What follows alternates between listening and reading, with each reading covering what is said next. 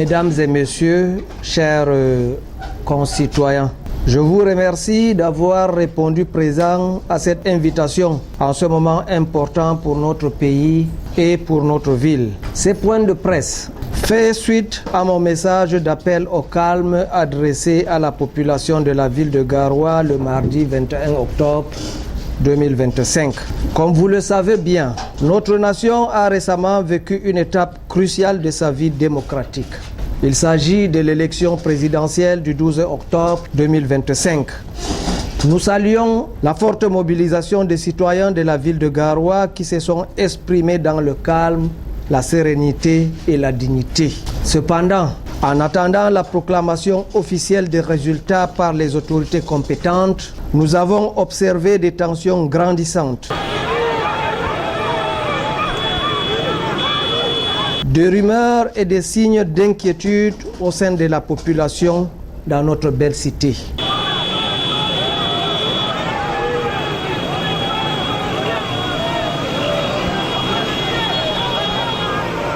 Face à cela, je tiens en ma qualité de maire de la ville de Garoua, premier magistrat, à lancer un appel solennel au calme, à la retenue et au respect des institutions de la République. Garoua est une ville de paix, de tolérance et de dialogue. Ce sont ces valeurs qui nous définissent et c'est à elles que nous devons nous accrocher aujourd'hui plus que jamais.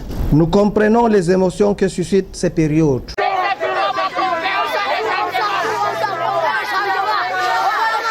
Mais, je le répète avec beaucoup d'insistance, rien ne saurait justifier la violence, les troubles ou les divisions entre frères et sœurs d'une même ville et d'une même nation.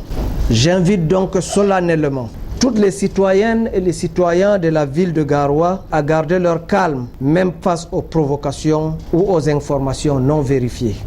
De faire preuve de responsabilité et de maturité dans leurs paroles comme dans leurs actes. De respecter scrupuleusement la loi et attendre les résultats officiels dans la discipline républicaine.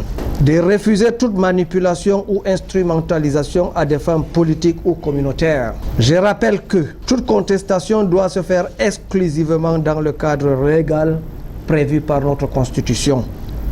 Et enfin, j'invite les leaders d'opinion, les chefs traditionnels, les autorités religieuses, les jeunes, les femmes, la société civile, les leaders des syndicats, les médias et particulièrement les responsables des syndicats des mototaxis à relayer ces messages d'appel au calme, de paix et de cohésion nationale.